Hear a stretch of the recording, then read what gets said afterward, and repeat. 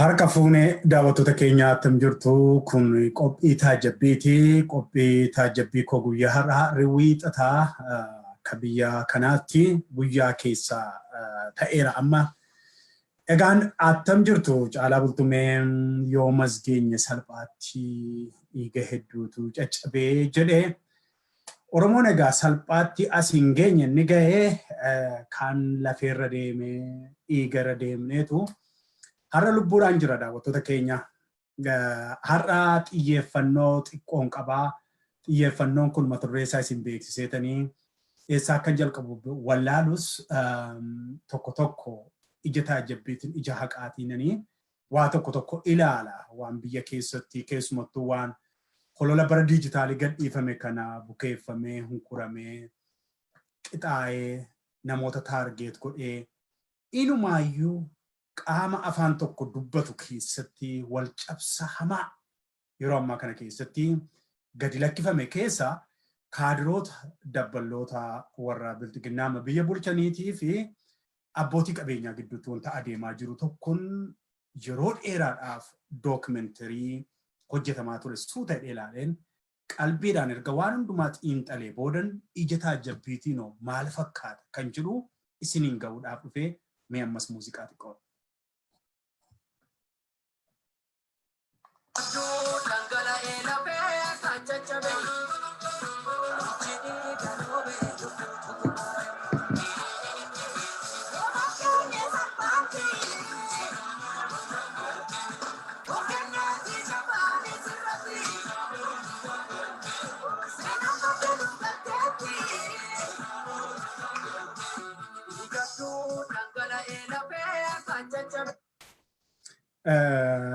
Atauga atam jirtu mas tole akain mal jetteedhani mammaaktuudha. Akain kun beektaati akaine utuma tuguutika utuma gubannu kolfinaa jetti akain amala koonaa bara yeroon ba'ee miidiyaa irratti kolfanna qabe yeroo baay'ee waan yaaduuf waan xiinxaluuf buusee baasu ani aariidhaan hin baafadhu yookaan boo'ee aara hin galfadhu waa tokko godha nan kolfa utuu gubannu maal jette akaayin kolfineette. Wantiin har'aa isinii wajjiniin haasa'u seenaan tokko tokko yoo garaa keessa madeesse naa of kolchaa. Keessumattuu maatiin qabsoo Oromoo kana keessatti utuu hin beekiin dhala keessan utuu jaallattanii fira keessan utuu jaallattanii xobbee keessan abdan natti hin gaddiinaa yeroon seenaa tokko tokko amma qophii taajjabbii har'aa keessatti kaasu ta'uudhuma qabaafi. Seenaa keenya hin kaawwannu taanaan uummata qilleensa irratti hafte taana. Kanaaf miidiyaan akka nu barbaachisu dursee kanan himaa ture anee hiriyoota kootti akkuma kanas gama kanaatiin galata waaqee amma bara dijitaalii keessa hundumtuu miidiyaa qabaatee wal qixxaateera waa kaa'uu dandeenya hojjennee seenaa keenyatu madoo keenyatu gadda keenyatu gammachuu keenya kaleessaatu ol kaa'amuu qaba. Har'aa barreeffama tokkoon dubbise fuula Feesbuukii ijaarsaa warra biyya bulchanii kan isaanii kaadiroota kophaatti muudanii tu hojii biiroo dhiisanii hojii Feesbuukiitti ba'aniiru hojii hololaatti ba'aniiru warra akka Taayyee Danda'a Haayiluu Addunyaadhanii maaloo jedhanii baay'eedha isaanii of jalattis maqaa Feesbuukii illee garaa garaa qabu isa kana natu beekaa namni anamma har'a xiyyeeffadhu kun Feesbuukii isaa 3 ilaalleerraa cuunfaa sana walitti fiduudhaan attentionii namicha dhuunfaa sana irratti kennuutu hin taane duuba deebi'eetu hundee holola sanaan qoyyabachuu yaale. yeroo barreeffama tokko dubbistan kun gorsa kooti daawwattoota yeroo barreeffama tokko dubbistan please barreeffamicha miti maaliif bahee maaliif kun qindaa'ee yeroo baay'ee barreeffamni warra bilxiginnaa kana keessaa bahu iddoo tokkotti tiimii ta'etu mari'atee diraaftii baasee edit godheetu hololaaf immoo nama tokko bakka buufata. Ati immoo fudhuu gara miidiyaa hawaasaa nuu dhaqii. Achi booda nama aarsii nama walitti naqii Oromoo kana gargar qoorchisiisi akkas godhii jedhamaan. Isaan keessaa namni har'aa warri bilxiginnaa itti gargaaramanii Facebook irratti baay'ee maqaa abbaa qabeenyaa tokko olii gadi ittiin taphatee yakka meeqa irra naqee barreesse kuni qindeeffamee nama kanadha nama obbo Haayiluu Addunyaa jedhamu.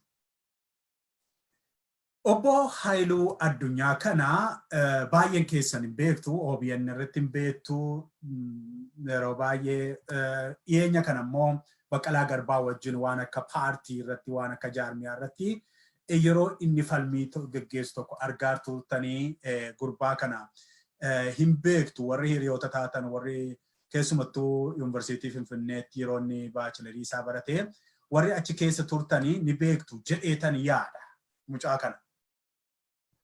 Maaliif qaamaan hin beeka waan ta'eef warra qaamaan beektu yoo irraa dubbattes rakkoo tokko qabu. Gurbaan kun yeroo yuunivarsiitii keessatti giraajuweet kilaasii ani turetti ijaarsawwan gandaan ijaaramanii tiimii dhaqanii OBBOtti nam'anii OBBO kana haaromsinaa jedhanii warra qindaa'anii dhaqan keessaa warra akka Taayyee Danda'a Milkeessaa Miidhagaa isa kana ta'anii namoota baay'eedha rajjee bakkeerraas namoota tiimii dabalatanii dhaqanii OBBO join godhanii jalqaba OBBO gaafa seenanii tarkaanfii jalqabaa nuzzaazeettu ijoollee warri amantii kan isaan kakachiisanii amma erga join gootanii shan irratti waraana banaa jedhanii tiimiin sun hundumtuu shanee Eertiraatti nama qaltee maaloo gooteedhaniitu barreeffama kumaatama oomishanii gad dhiisanii sana booda mata'e burjaajiin qeerroo keessaa qeerroo bilisummaa Oromoo biyya keessaa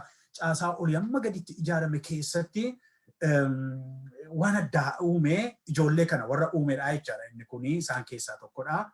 Barreeffama inni har'a barreessitu isa barreesse jechuun danda'u dhaabni isaa itti kennee inni maxxanse jechuudha. Fuula Facebook isaa jalatti dhaqaati ilaala already kaa'eera. Screenshot irra kaa'eera maqaa isaa wajjiniin maqaa Facebook roobaa kan jedhu qabaa maqaa baay'eedhaan as ba'ee gurbaan kuni maqaa sana keessa baay'ee muraasa maqaa sinii dha'uu nan danda'a kan inni ittiin as ba'e keessa Finfinnee Post kan jedhu tokkoon as ba'eera maqaa Facebook sanaa ta'uu isaati maqaa Facebook sanaa ta'uu isaati roobaa kan jedhuun as ba'eera egaa roobaa gaafa jedhan akkanatti fakkaatutti maqaan nama isaan irratti duulaa turan sunis maqaan qabsoo isaatii roobaadha waan ta'eefi akka afaan faajjiiti akka isaan yaalii isaan godhan akkanatti fakkaatutti Finfinnee News maaloo jedhanii maqaa baay'ee kana oomishaniitu gadi ba'anii maqaa sana yoo isin barbaachisa ta'ee maqaa jarri ittiin ijaaramanii loser structure jedhee barsiisaa yuunivarsiitii Finfinnee Gammachuu Abdiisaa Toomsaa yaasuutti ka'eera. Iccitii isaanii namni tokko hamma 30,000tti ji'atti qacaramee 17,000 hamma 30,000tti Feesbuukii qofa Feesbuukii nu irra utuu waan tokkoon kaffalamiin bishaan faranjii dhugaa daabboo faranjii nyaataa tola waggaa 5-6 darban kanaaf dhugaa saba Oromootiif falmaa turre isaan paartiin bilxiginnaa qeerroon miliyoona 7-6 ol hojii dhabeetu ta'a. Warra akka kanaati kumoota meeqa kaffaluudhaan Feesbuukii oomishu warri sun ijaaramsa sana argineerraa isa sana qophii biraa keessattan itti deebi'a. Namoonni ijaaraman kun eenyu jalatti ijaaramanii tiimii diijitaalii kana keessatti hololaa piroopaagaandaadhaaf tiimiin ijaarame jira. Tiimiin bilxiginnaa 3,000 qabu jira. 3,000 hin finnaa hin dhangalaasna asumarratti eenyu akkasiin taatan tiimii sana eenyu akka liid godhu maree guyyaa guyyaatti achi keessatti maxxanu guyyaa erga gaafa tiimiin sun ijaaramee kaasee ana bira jira waan ta'eefi isas guyyaatti yeroo argadhe tokkoon fidee daawwachiisutu jira. Kana maaltu na yaadachiise egaa barreeffama baay'ee oomishame hedduutu jira kan garuu kan gurbaa kanaadhaatu xinnoo har'a qophii taajjabbii godhee ittiin iccitawwan jiru isinii diiguudhaafanii gadi fide. Yoon isinii dubbise immoo dhaxxanii dubbistu fuula addunyaa haayiluu addunyaa jala fuula mucaa argitan kanaa jala. Yoo naa dubbise jettanii irra fiigeetan qabxii 8 asoosama qindaa'e obbo Dinquu Dayyaasaarratti asoosama qindaa'e madda qindaa'e tan deebi'e sarara akka qindaa'e garuu sanni barreesse seenaadhaaf ol kaa'a. Maaliif dhaloonni kaa'uu qaba. Dhaloonni mucaa kanas faarfachuu qaba. Hojii isaa kanaaf qeerroo foollee Oromiyaa hundumtuu hayyoonni qabsaa'onni abbootiin amantii abbootiin gadaa mucaa kana akka ilaaltaniifan iskiriinii isaas fidee barreeffama inni barreesses barreeffama dhaabni isaa barreessee itti kennee inni maxxanses isiniin dubbisa seenaadhaaf ol kaa'adhaa. Bayeessa namoota summii akkasii hojjetan yoo maqaa isaaniif hojii isaanii ol keenya. Akkas jedha. Jechuun tokko dubbiseera gaafa dubbisu baay'ee waan na dhibeeffanii isiniifan dubbisa warran dubbifne warra waa dubbisuu amaleeffannaa hin qabnee fi warra kaan dubbistanii koomentiin hedduu kenname koomentiin isaa dhugaa dubbachuuf taanaan persentii 99 ol mucaa kana abaaraniitu koomentii kennanii maal si fayyada gaa holola akkasii qindeessuun jedhanii fira horachuutti hololan hojjedha jedhanii obbo Dinquu irratti abaarsa baay'ee fudhate namichi. Anyway, isa fuula Feesbuukii isin dubbisaati isa kanan dubbisa gaa. Akkas jedhee barreesse obbo Haayiluu Addunyaa. Yakka obbo Dinquu Dayyaasaa uummata Oromoo irratti raawwatee fi raawwachaa jiru kana beektuu laata. From the beginning yakka. Yakka kana beektuu laata nu barsiisuuf qabxii 8 nuu kaa'e. Yakka sana beektuu laata beennu bakka nutti himee obbo Haayiluu. Maqaa isaarraa eegalee obbo Dinquun Oromoo fakkaachuu isaa fi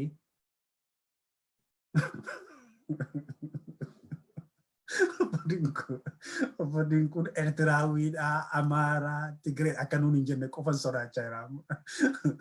Maqaa isaarraa eegalee waan baay'ee na aarsusitti immoo aartii barreeffamaa maaliif hin barsiifnu nuyi akkamitti akka barreessan waa tokko. Maal akkamitti nama tokko nama sirna gadaatiin list dookumentarii tokko amma meeqatti hojjetame kana utuu ilaaltanii nama balbala isaa himachuu danda'u hamma akaakayyuu meeqaatti balbala irraa dhufe himachuu danda'u kumaatamni dhugaa baaniif maqaa isaarraa ka'amee Oromoo fakkaachuu. Eewuree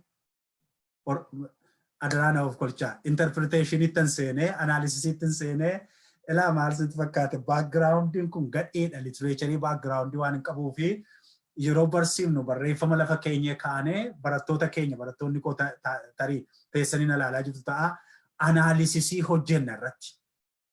Critical reading and text analysis course jedhu natu barsiisaa ture University Ambootti credit 3-4 kenninaa baay'ee bareedaadha koorsiin sun ijoolleen koo barattoonni koo yoona jirtu baay'een itti garaacha isaan luqqisaa ture. Literature wan jiran kan akka isaanitti ija maaliin akka analyze godhanii sana keessatti tiyoorota baay'eetu jiru inni sun amma mata duree miti mataa nama dhukkubsaa isaa fi online classiin jalqaba.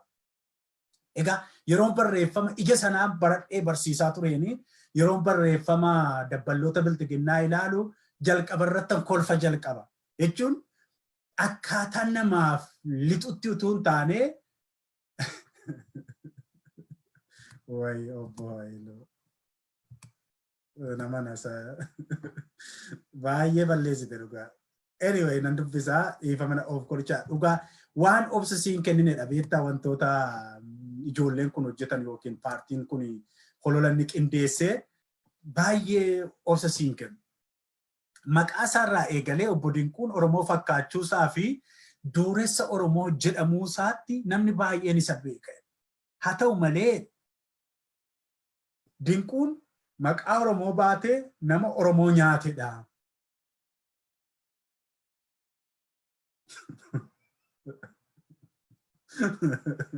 Ano akkatti dubbisee bituun qabu dhugaa waaqayyo jechuun nama Oromoo nyaatedha. Maqaa Oromoo baate dhugaan siniin jiran Dinquu Dayyaasaa argees hin beeku. Guyyaa tokkitti yuunivarsiitii Finfinnee tu barannu eebba kitaabaa qopheeffanneetu abbootii qabeenyaa fi namoota bebbeekamoo waammanne. Innaan achirratti dhufee waanuma recognition jennee waanuma badhaasa jira miti jechuun abbaa qabeenyaa keenya kana aadaa waan guddisuuf aartii waan jaallatuuf jennee badhaasa qopheessinee badhaafne gaafa sana liqii tokko isa argate isayyuu nagaadhaa hin jenneena jechuun maaliif innumtu nu kabajee dhufee waa tokko daqiiqaa muraasa jedhe daqiiqaa muraasa haasaa tokko nu kenneetu gaafa sana na yaada daasaa inni jedhe nuun jedhe keessaa abbootiin kun ani nama siyaasaa miti ijoollee kiyyaa ani kan hin jaalladhu aartiin jaalladha aadaa keessan hin jaalladhu sirna gadaan jaalladha maaloon jaalladha nuun jedhee jabaadhaa hojjedha waan nuti waan dandeenyuun simbira dhaabanna ani nama poolitikaa miti nuun jedhe ani nama poolitikaa miti ani nama biizinesaati nuun jedhe dhugaaman sinii jira jecha isaa gaafasiiti kun waati daqiiqaa sadiitu dhaamsa nuu kenneetu hojiidhaaf an ariifadhaati nan deemaa jedheetu hammuma kanayyuu dhuftee nu gidduu dhaabachuu kee ulfaadhuu jennee yeroo sana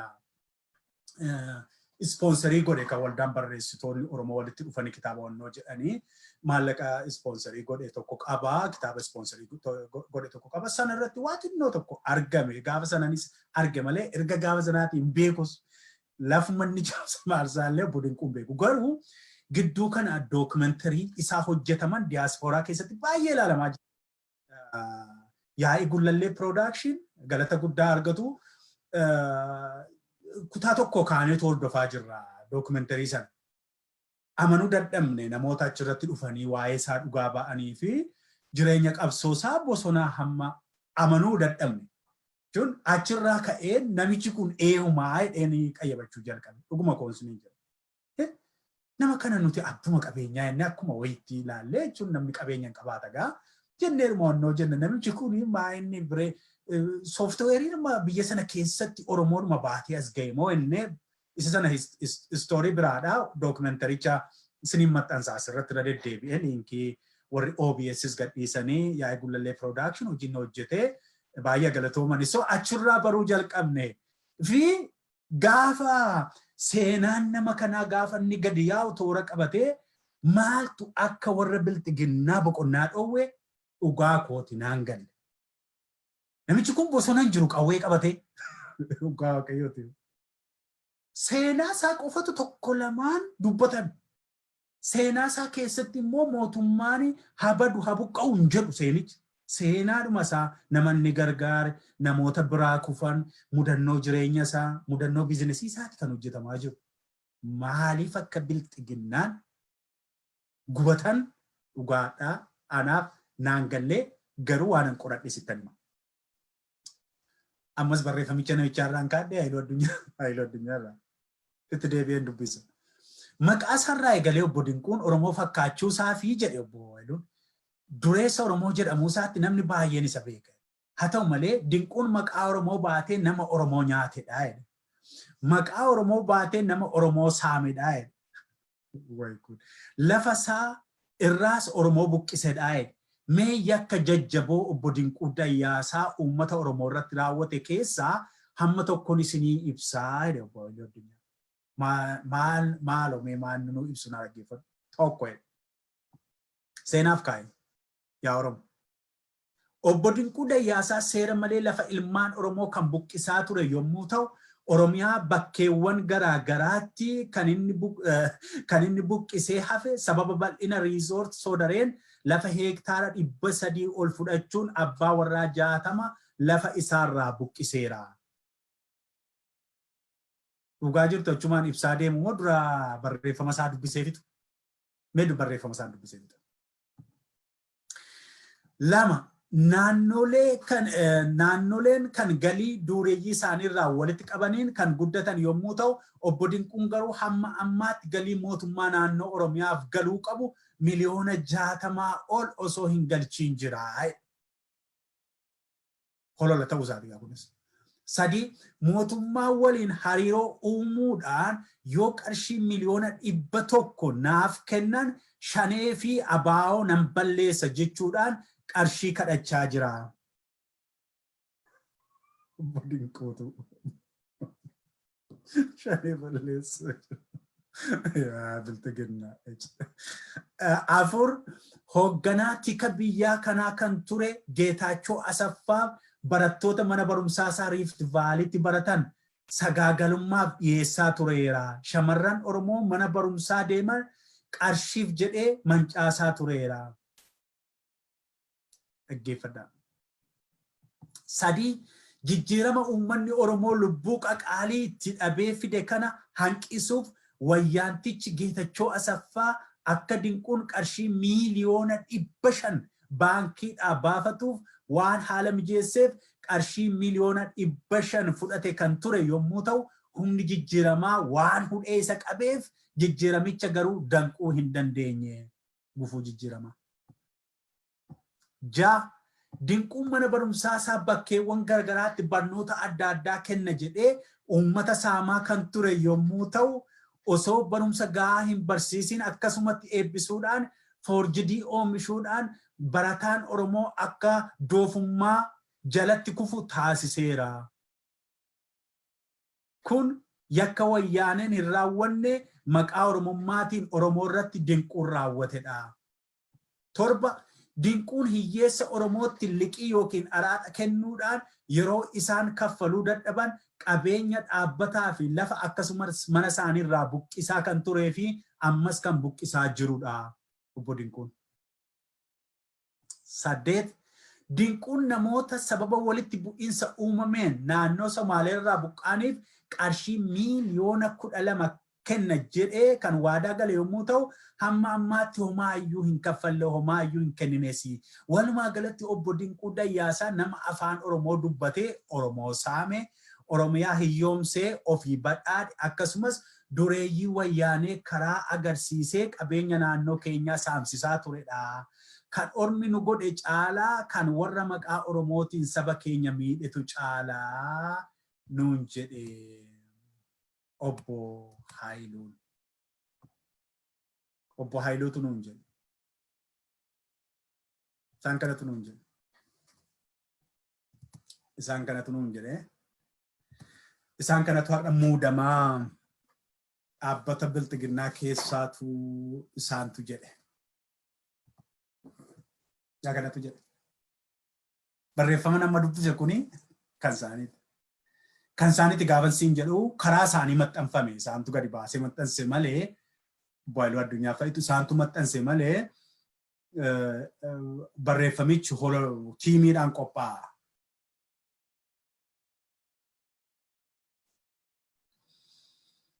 Mee dhugaa tokko tokkottanii har'aaf dhugaa lamaan tokkoon irraa dubbadheeni isa kaan bulfadha.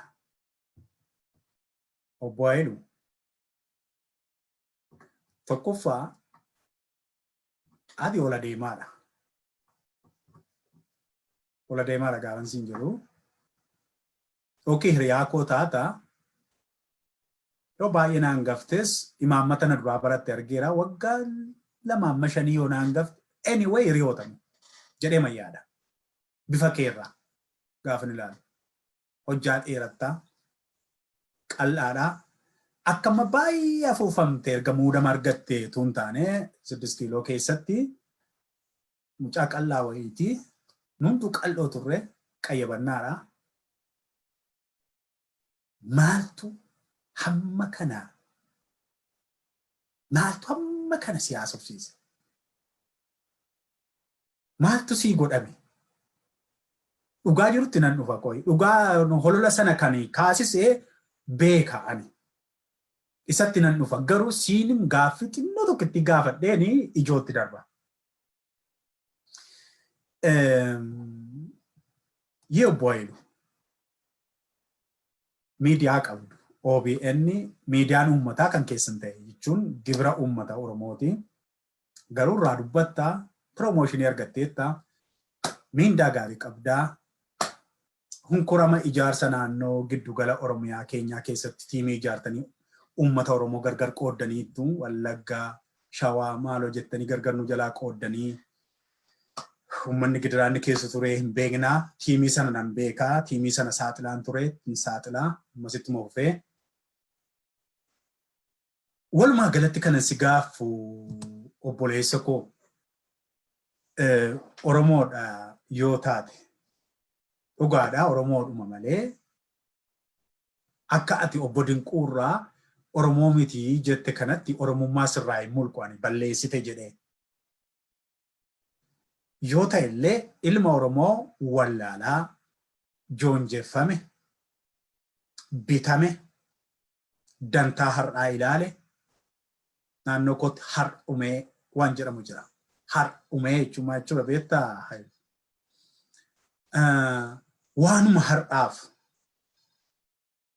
waanuma har'aaf egeree kan hin qabne waanuma har'aatiif qofa kan bultu jechuudha. Maaltu si rakkise bilxiginnaan boriin kufaa? Maaliif seenaa kana ofirra keessee? Maaltu si rakkise? Maal si dhiphise? Geetachoo Asaffaa wajjiniin hojjeta kanati jettee dookumentarii tokko ilaalee tan mataan na rukkube. Barreeffama kee fi Geetachoo Asaffaatiin wajjin hojjeta isaati jetteetu mataan na rukkubse. Waan mataan na rukkubse tokkoon sitti agarsiisa. Suuraa daa'ima tokkoon sitti agarsiisa.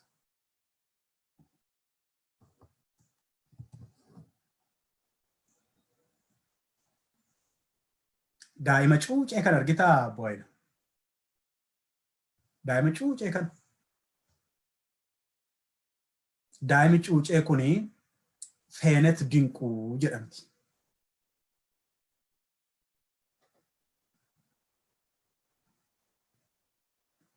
Warruma Geetachoo Asaffaati jettuu fi warruma ati beektu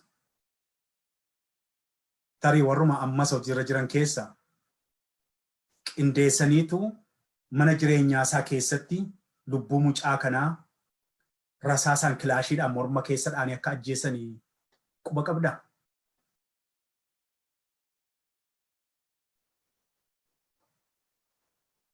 Geetachoo Asaffaa ati Dinquudhaaf firaa jettu kun. Dinquudhaa wajjin hojjetaa ati jettu kun. Dinquu Dayyaasaa garuu gadameessa isaa gudeeda isaa keessaa kan baate daa'ima bishaan lagaa fakkaattu kana akka dhabe beektaa qabsoo sanatti. Mootummaan Geetachoo Asaffaa Dinquudhaaf gaarii ture. Okay, kana dookumentarii guutuu sinii kenninaa irrattis nan hojjedhaa. Maaliif waan akkasii xiqqoo sammuu nama cabsa waan ta'eef namoonni dhala qabdan waan akkasii isin irratti fidee haasa'uun iyyuu please na of kolchaa.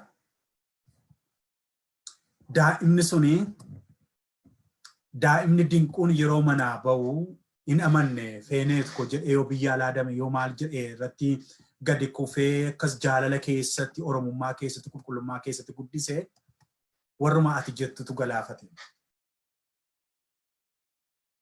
Egalee diraamaa qophaa'ee asoosama sanyii har'a barreessitee maxxansite kana asoosama akkasiitu qophaa'ee inni hojiidhaaf biyya Ameerikaa kana dhufee haadha manaasaa wajjiniin biyya kana ba'ee mee kottu wayiifsi barbaannaa jedhanii mucaa ajjeesanii saaxiniitti gashanii eerpoortiitti qabanii dhaqaniitu mucaasaa fayyaa bareedduu dhiisee ba'e yeroo sana biyya ture hundi keenya beekna miti maal yeroo sana mucaa abbaa qabeenyaa tokko rasaasaan ajjeesanii rasaasaanii waan jedhamu yeroo sana wajjumaan atis dhageesseetta yaada yeroo sana miidiyaadhaan guutummaatti darbaa ture. Baay'ee akka breaking newsitti darbaa ture. Diraamaa inni dhala isaa itti dhabe sana kanati har'a qopheessaa jirtu kanati har'a qindeessee ta'e wajjiniin asoosamicha ati har'a uumte kana wajjiniin wal natti fakkaate. Har'a immoo maal isaa akka jalaa ajjeesuudhaaf qopheessitan hin beeku ilmaan isaa tarii biyya alaa jiru jechuun quba qabaa. Kanatti odeeffannoo gadi fageenyaa hin qabu. Biyya sana jiru yoo ta'e tarii eenyuun ajjeesuu barbaaddan laata asoosama maaliif asoosamaa ergama Geetachoo Asaffaa Kaleessaa kan hojjetaa jiru Haayiluu isinidha. Ati barumsa itti hin dhabne bar yookiin ati jireenya itti hin dhabne ati muudamatti argatte hojii Geetachoo Asaffaatti. Inni immoo Geetachoo Asaffaa keessatti mucaa kana dhabe. Mucaan isaa mucaa ijoollee Oromoo qeerroo 8,000 kuftee waggaa dhiyeenya kana kuftee adda jechuu koomti. Tokkum. Garuu waan ati isa taargeet gooteefanii dhugaa jirtuuni lafa jirtuu sii fideetan mucaa kana nama gaddisiisa ijoolleen ala qabdan ijoolleen obboleettii qabdan ijoolleen haadha qabdanii xobbee akkasii karaatti duutu rasaasaan dhaggeeffachuun isaa akka isinitti cimu nan beeka. Kophaattan qopheessuuf ture dookumentarii isaa soorsii adda addaa argachaa jira biyya keessaa. Ta'iiwwan yeroo sana ture. Hamma ta'es immoo yaa'ee gullallee piroodaakshiniin xinnoo tokko baaseera seenaa kana. Xinnoo tokko. Wantichi garuu dheeraa. Eegalee maaliif nama koo amma si gorsuu maan hin jalqabaa. Maaltu si dhibe? Warri mootummaa bilxiginnaa yoo isaan abbaa qabeenyaa kana sababa inni Oromoo jaallatu sababa inni irreecha kana aadaa kana walitti qabuu fi yoo isaan balleessuudhaaf barbaadanii ati mucaan ola deemaan mucaan bor guddattu mucaan bor fagoo geessu maaliif laaqii kana laaqxee kaaraakterii asoosama kanaa maa taata? Hojicha dhiistee yoo baate hamma dinquurratti amma kana poointii 8 lafaa uumtanii ati immoo karaa kee gadi yaafatanii utuunsi ta'e peejii 3 kan mataa keetii argeeraa 10 ol akka qabdan beeka miindaa gaarii akkasii kaffalu. Maali obbo Dinquu ani hin kijibu kunoo waan addaatu sirratti hololamaa jira kana baasinaan jedhanii dhugaa konsiin jiran. Namichi maali hiyyeessa meeqa gargaaraa oola waan ta'eef dhugaa konsiin jira. Ila utuunsi ta'e ila ani Haayiluu Addunyaan jedhama. Yeroo ammaa kana keessatti paartii bilxiginnaa kaadireedha. Kaadiree waan hin ta'eef warri kaadiree immoo asoosama waa'ee kee qabxii gurguddaa 8 qindeessanii natti kennaniiru. Maxxansuudhaaf hin jedha yoon maxxanse muudama kootu itti fufaa. Yoon immoo dhiise immoo hojiirraa na ari'u jettee maaloo waama hojii naa barbaadi yoo ati jette namichi kaampaanii baay'ee qabaa hojii baay'ee qaba waan ta'eef Haayiluu koo eenyuun iyyuu karaarraa walitti qabee 400-600 hojii kennaa ture miti. Maal kuma meeqa nyaatta? Maal hammam nyaatta? Biddeen tokko nyaatta miti. Kanaaf hojii naa kennii digirii baradhee qabaa yuunivarsiitii Finfinnee irraa Riifti Vaalii keessa na suuqii yookiin iddoo tokko keessa naa kennii hojii yoo jetteen sii kennama. Dinquun ati bilxiginnaarraa dhuftee, ati abaaworraa dhuftee, ati maal islaamarraa dhuftee, ati kiristaanarraa dhuftee hin jiru namichi. Abbaa hojii barbaadu, abbaa miidhame keessumaa nama miidhame hojii kennaafii ture. Maaltu si rakkise namana innoo si gargaara. Dhugaa konsiin jira obboleessa koo. Dhugaa konsiin jira taajjabbiin irraa kanan sirratti xiyyeeffadheef kanaaf. Baay'ee tokko waan na gaddisiisteef. Seenaa jireenya kee keessatti seenaa sirraa hin haqamne har'a goote. Isa inni kaleessa shaneette nan ajaa'ibu sababiinsaa inni jaarmiyaa siyaasaati waan ta'eefi jaarmiyaa siyaasaa sana immoo jaarmiyaan keessan bilxiginnaan abjeesuu balleessuu barbaada waan ta'eefi yoo shanee kee wajjin walirratti tololtanii silaa hin fidu iyyuu asirratti qophii kana iskiriinii kana irratti siin fidu. Maaliif kompitiishiniidha waan ta'eef godhiisa. Kaafaa wajjin yeroo falmaa turte, baqqalaa wajjin yeroo falmaa turte si jajaan tureyyuu. Maaliif woordii akkaataa atitti maaliif OBN waan gaarii jalqabee waaw jechaan ture beektaa gaafa ati baqqalaa wal falmaa turtan. Dhugaa maaliifi biyyuma keenya keessatti beektaa nama faallaa ta'e nama ideoloojii garaagaraa qabu wal falmisiisuun dhibeera beektaa miidiyaan keessan kun miidiyaadhuma afuufeedhuma OBDOoti jechuun waan dinnichaa kana waan boqqolloo kana waan hololaa piroopagaandaa barreessite kana waan akkasii kana oomishti waan ta'eefi waggaatti yeroo tokkitti waggaa 5 keessatti yeroo tokkitti waan xinnoo tokko hin gaddan argee sii fi namicha kaafaa sana baqqalaa garbaa sanatu wal diibeet gootu enna waaw jedhu waan an arguu haa'uudha waan ta'eef ani yeroo baay'ee miidiyaa irratti kan hin dubbadhu namoota yaadaan garaagaraa ideoloojii adda addaa qaban wal falmisiisaa jedheen hawwa waan ta'eef si jajeen ture. Si jajeen fuula feesbuukii koo irratti barreesse. Paartii keenya jechuun paartii bilxiginnaan jechuun beektamiti atis garuu siin dhugaa namaan dhoksu waan ta'eef ati cimaadha akkaataa akkasiitiin baqqalaa garbaa hojii yeroo falmitu gurbaa cimaa sana akka inni namicha sana raaseen jedhe. Baay'een yeroo sana hololaan feesbuukii jala dhufanii bilxiginnaa taatee naan jedhan garuu siifan qabadhe. Maaliif bilxiginnaa kee achi kaa'een eenyummaa kee kophaa ilaalaan. Yaa har'a bilxiginnaa keessatti ijoollee qaqaaliin jiru. Ijoollee qaqaalii sabboontonni akka kee kana hololan oomishne akkasumatti Oromoodhaaf gadi jedhanii kan hojjetan jiru. Har'as ana biratti isaan galatuma qabu. Dhugaa isaanii gaafa dhugaa isaanii akkasuma fideen dhiyeessaa. Hin sobu. Har'a garuu ati nama kana nama gatii guddaa baase yeroo baay'ee dinquun jedhanii artistoota Finfinnee jiranii fi aktivistoota Finfinnee jiran quunnama. Dinquun waan lamarratti imimmaan buusaa naan jedhan. Tokko du'a shira mucaasaa yeroo ati timtu har'a mana shira sana keessatti ajjeechaa mucaasaa ta'e kun manicha har'a gara isaa dhaqaan jiru jedhani manichi har'a. Yeroo sana manichi bara mi'aa keessa miliyoona 40 bitateetti galeedhan.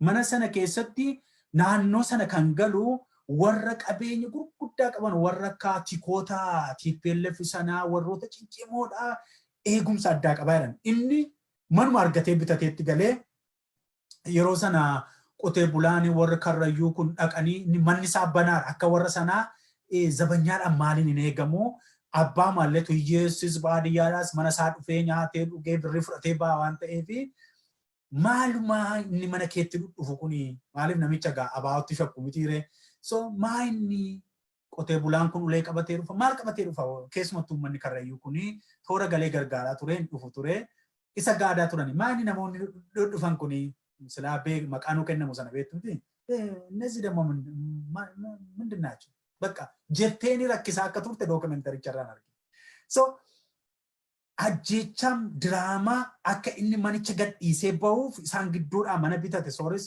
ilaalaal isaani namoota 100,000 ministeerota inni garuu maallaqa isaatiin iddoo tokko bitatee mana jireenyaa bitatee galuu isaatiin achi keessa oromtittii tokkittii sana dha'uudhaaf asoosama qindeessanii jalqaba irratti gaafa inni biyya alaa dhaqu agartuu isaa kana qaagodhani rasaasan. Ati immoo har'a fira Geetachoo Asaffaati jetta. Geetachoo Asaffaa wajjin hojjetaa jetta. Maaltu egaa dinquu waa lama abboo'aa jedhan tokko kan inni hin dagannee jedhan tokko ajjechaa isaan daa'ima isaa irratti feeneetu dinquu irratti godhanidha jedhan. Lama hiriyaasaa jaala qabsoo hajjiisanii fidanii balbala inni tarkaanfatu mana jala kaa'anii jedhan kan inni wajjin hin bosona ture. Qabsaa kana lamaaniif boo'aa jedhan. Har'aadha yootti kaaste hin jaallatu imimmaan si jalqabaa danda'ee sitti hin deebisu jedhan. Kana lamaantu boosisaa jedhan. Dinquun nama madaa qabudha. Madaa gurguddaa qaba. Madaa aniifatuun qaba.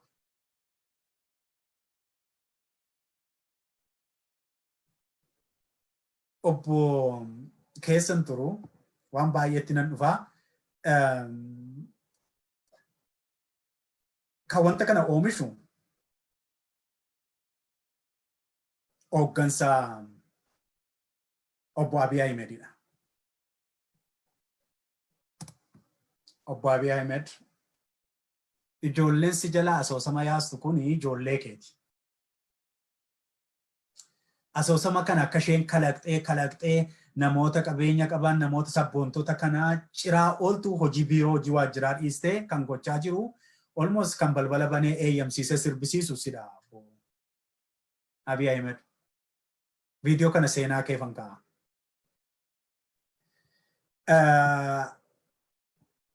Abiy Ahmed atis daa'ima qabda.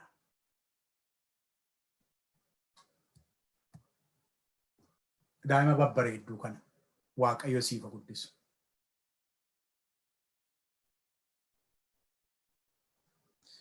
Utuu daa'imman kee babbareedduu sana keessa tokko wayyaaneen yookiin warri qindaa'an sun akka mucayyoo kanaa galaafataniiru ta'e maaltu sitti dhaga'ama?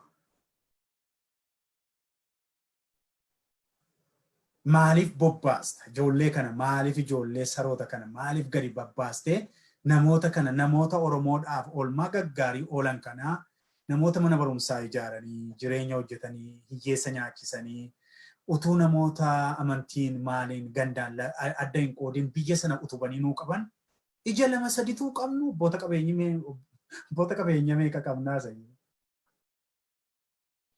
Maaliif ati soo dhala qabda? Ati soo mana qabda? Ati soo jireenya qabda? Akkuma mucaan kee ishee daa'imni kun harkasitti marattee teessee si marartu kana inni soo kan harkatti marattee yeroo itti galu daa'ima namnuun jaallata itti kuftee wannoo jettu kana inni soo kan akkasii qaba ture. Innoo shiraa sanaan dhabe. Ati soo shira sana beekta. Yeroo sana soo sammuu isaa eeguudhaaf jettanii yeroo itti inni sammuudhaan maraatee qabamee hidhanii eegaa turan obbo Dinquu Dayyaasaa yeroo mucaa sana biqan. Sammuu gatee yaalarra tura beetu lubbuu sammuu isaa deebi'eef baay'isa. Ta'in akkasii yoo sirratti ta'e eenyuyyuu akkasuma taataati.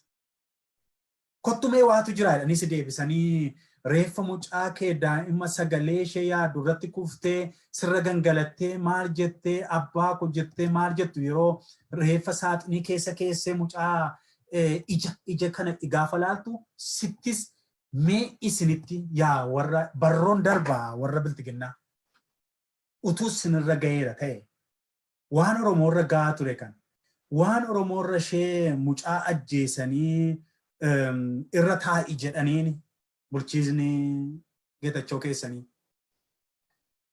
Maal Geetachoon maal nu godhe namana? Geetachoon Asaffaa kun maqaadhuma fuudhee maqaa isaatu malee maal nu godhe kan nu godhe yoo Haayiluu Addunyaa sirnuma keessanii. Mal namichi kun yuunivarsiitii isa ta'u riizoortii isa ta'u maalis isa ta'u yoo ijaarrate maali namana persentii 99 ol lafa Oromoo kan saame oo nafxanyaa fi jara warra sana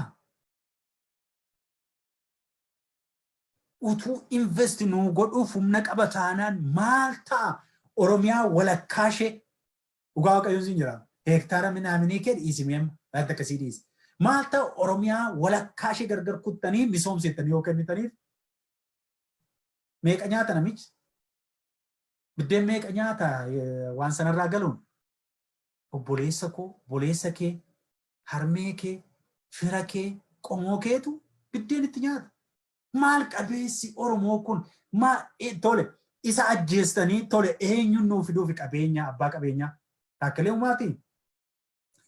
Taakkalee uumaa lafa gurgurattee biliyoona $1 biliyoona 2 yookiin miliyoona meeqa walitti qabate sanaan hamma namichi kun garaa uummataa keessa gale gochuu hin danda'u. Warra akka taakkalee bara asii mana bitaa jiru bara. Yaa asiiti mana bitaa jiru.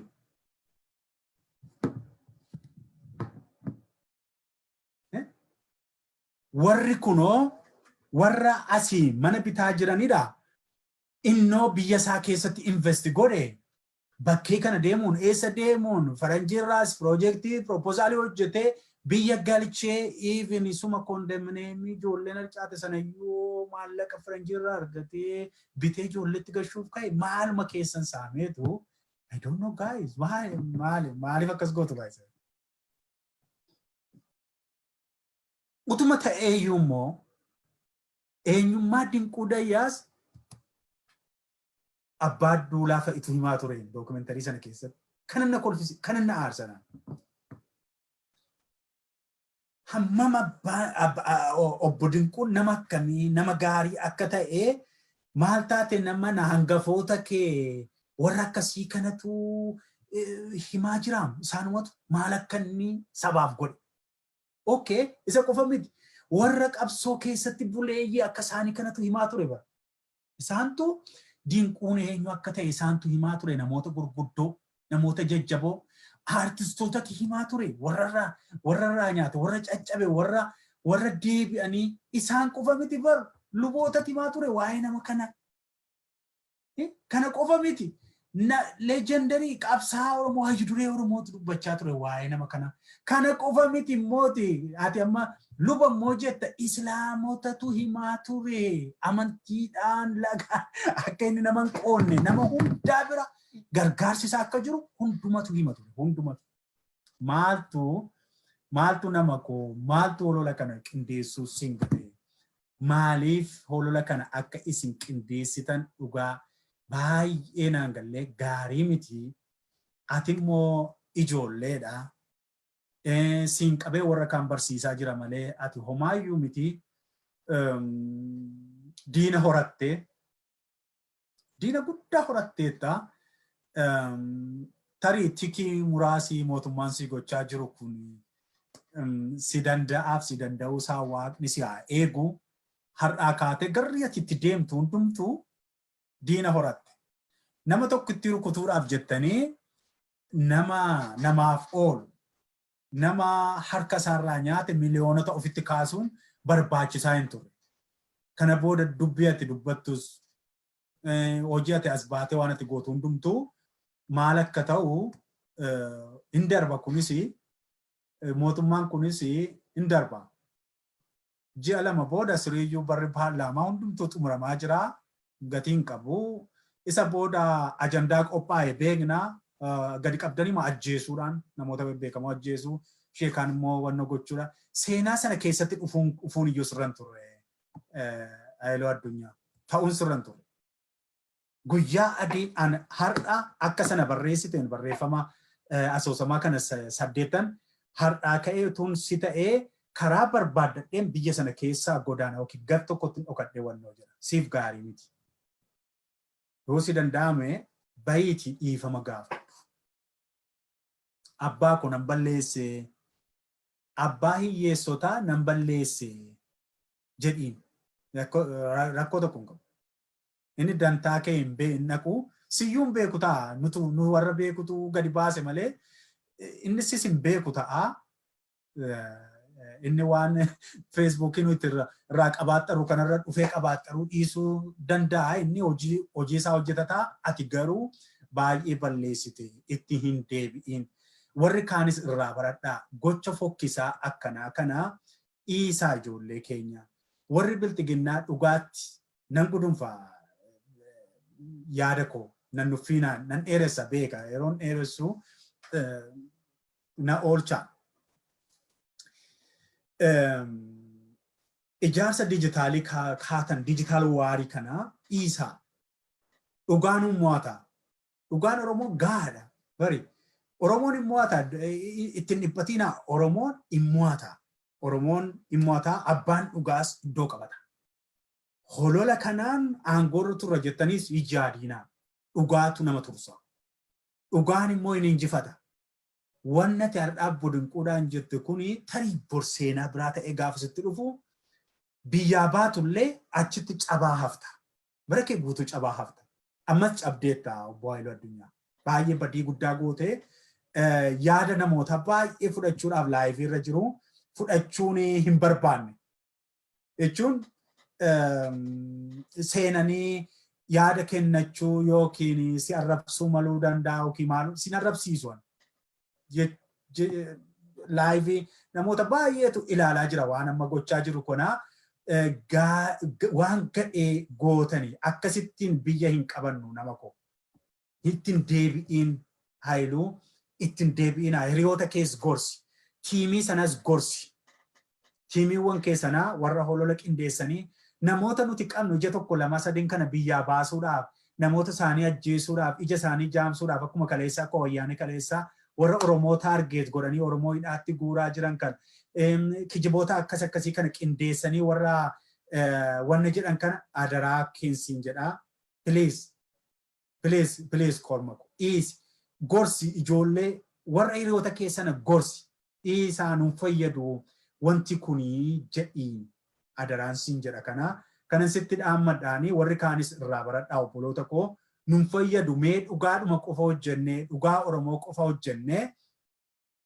dhugaa Oromoo yoo hojjenne iyyuu nugaa qabsoon immoo hin mo'ata yeroo booddee seenaa biraa ta'a bilxiginnaa waggaa lamaas dhageenye yookiin bilxiginnaallee ji'a 6 ji'a 5 as dhageenye miti seenaan kun hin darba kaleessa waan baay'eetu darbe waan baay'eetu dhufee darbe kanaaf wanti dabarre kijiba nuti lafa sanadha kun immoo seenaadhaaf kunoo karaa adda addaatiin anis dijitaalii olansii kaa si qofa miti kan hiriyoota kee kan tiimii kee warra 3,000 taatanii ijaaramtanii keessatti marii daayijesti gootanii baastanii hunda iskiriinii kanarratti nan fidaa siinan akka saampileetti irra fuudhe malee hunda isaanii tokko tokkoon akka yeroo argadhetti fidee dhalootaaf nan saaxilaa har'aaf daawwattoota koo kanumarrattan xumuraa qophii keenya qophii ODM qophii 3 keessaa kun qophii taajjabbiiti gumaata aadaa fi dhaamsa galgalaa wajjin walitti deebinaa tarii gumaata aadaa har'a yeroo dhabee qindeessuu dadhabee dhaamsa galgalaatiin galgala walitti deebinaa ulfaadhaa fayyaa ta'aa nagaa naa ta'aa kana keessa yoon sin gaddisiiseera ta'e seenaa adda addaa tuqee keessumattuu seenaa dhalaa seenaa miidhamaa dhala ofii irratti namoota baay'ee harmee baay'ee yoon gaddisiiseera ta'e na of kolchaa seenaa sana gadi fageenyaan qindeessuufan ture anis seenaa sana qindeessuu gaafa jalqabuu mataa xiqqoo na dhukkube akkaataa shirawwan ajjeechaa daa'imaa obbo Dinquu Dayyaasirratti raawwatame sana nan kaasa'ee natti toluu didee duran tasgabbaa'etan seenicha qindeesses ni baasuu yaala gara fuulduraatti wantoota hafan wantoota holola kana dudduubaan jiru immoo tokko nan ifa isinii godhaa fayyaa ta'aa ulfaadhaa nagaatti.